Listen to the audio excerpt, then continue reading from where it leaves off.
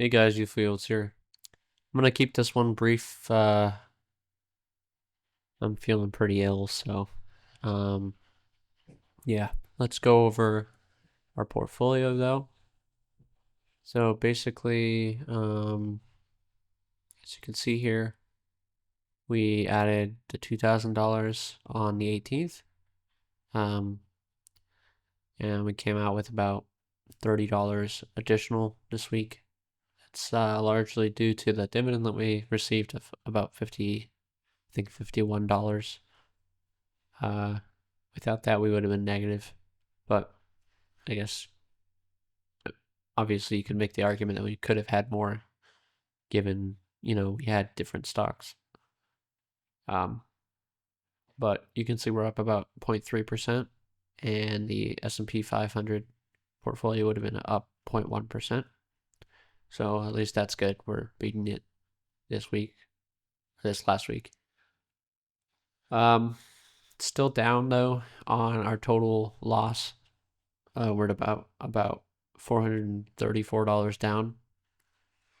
And technically the S&P 500 is still above us in terms of total gain. So that kind of blows, but it is what it is. That's why we're transitioning to kind of a safer portfolio.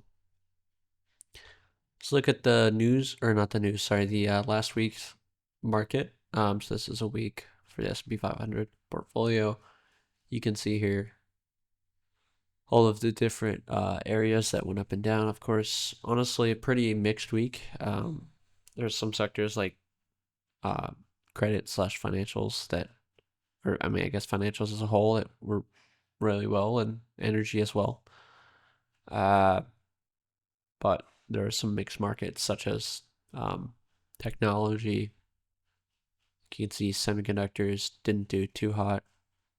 AVGO is down about 2%. NVIDIA down about 3.5%. So there's that, and I own both of those.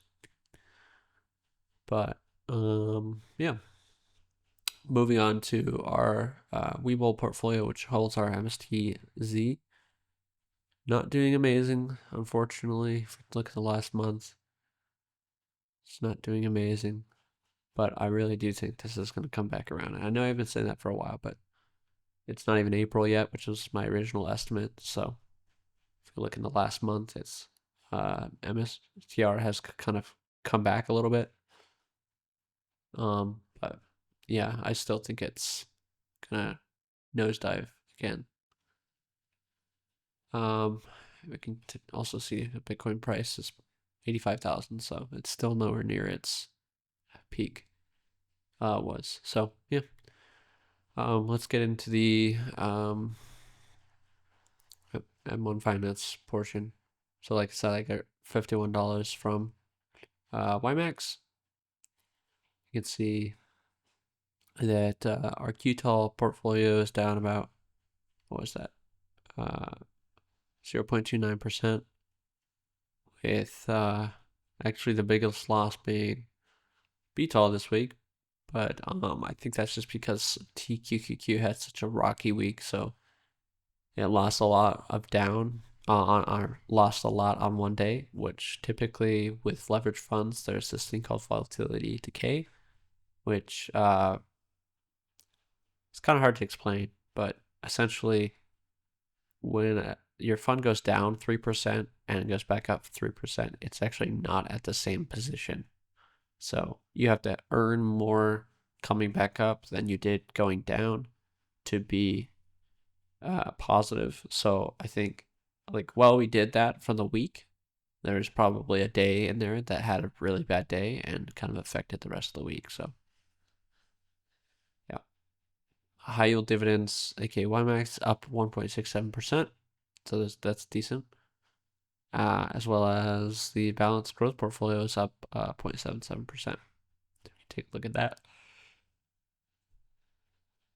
So technology is up 1.8%, with the largest amount of growth being Apple. I think I want to remember, I think last week, actually, both or almost all of these were down. That's probably what happened. Um, we could also take a look at the consumer staples. Biggest loss here is Pepsi, down 3.5% almost, which is a lot. Um, we can also take a look at real estate. You can see here that one. Where is it? PLD is down 5.6%, which is a lot. And we'll take a look at maybe energy. We have ENPH down a little bit, but most growth was actually from Chevron Energy. And then lastly, look at semiconductors. So somehow we were able to make it out, despite AVG and NVIDIA being lower. My best guess is technically we bought these funds on Tuesday. We bought a large majority of them on Tuesday. If they experienced a low on Monday and then we bought, more later, that could have been the reason why that this is actually not too bad. That's just my guess. I didn't really follow these that much throughout the week. Realistically speaking, I'm trying not to follow these as much as possible. I'm trying to leave my head out of the portfolio and just kind of let it do its thing, because that's realistically how I should be trading it. So, yeah. But overall, not terrible. One thing I think I'm going to do, in most of my back tests, I've kind of made it so we have monthly rebalancing. With the dividends, it kind of doesn't do well because what ends up happening. And I mean, it's not entirely, terrible, but when you buy them more often, it does level out the volatility when you rebalance them. But in my findings, like quarterly is the best.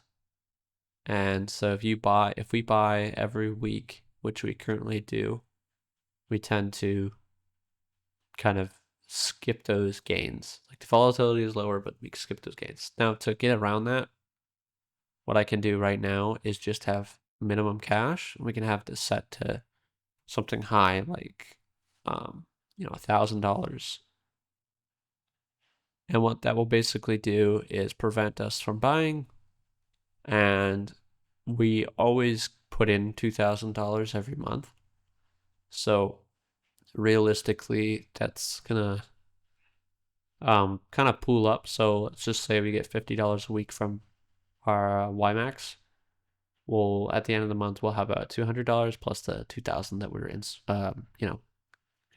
contributing. So it's not a bad idea. Yeah.